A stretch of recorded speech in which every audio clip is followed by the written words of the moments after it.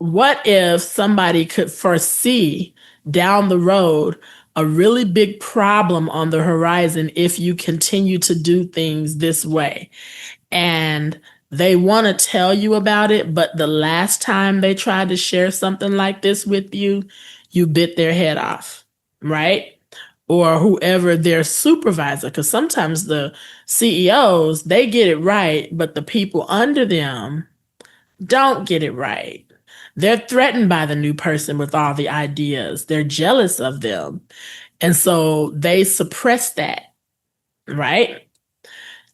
Then they just don't say anything. They could foresee disaster ahead, but because the company culture was a very limiting space, and they were so afraid that if they spoke up, they would be rejected, they would be retaliated against, they would be fired, put on a pip, whatever.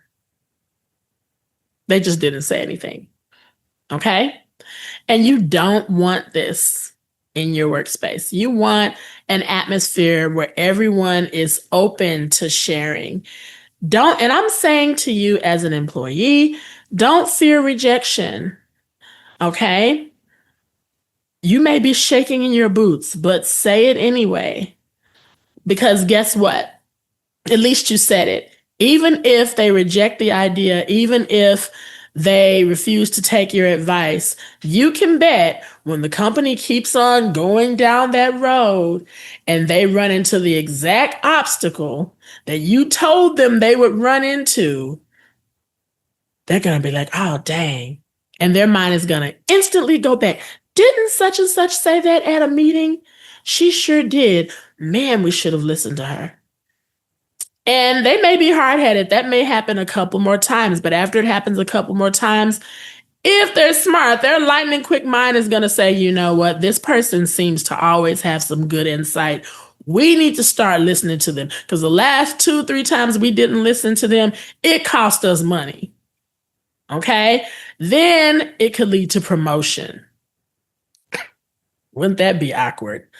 And then you get promoted and you're walking past with all your box full of stuff from your office, moving into that nice corner office, getting a promotion.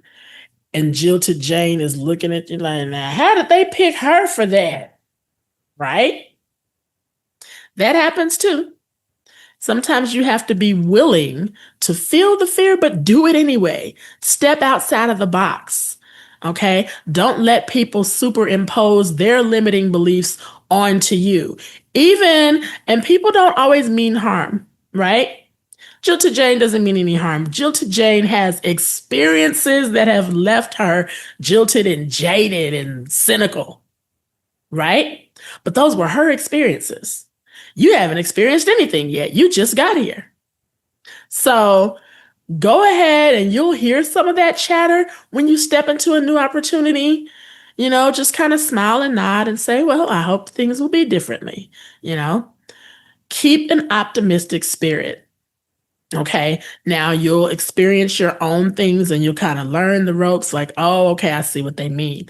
But I see what they meant by that. But I'm going to take a different approach.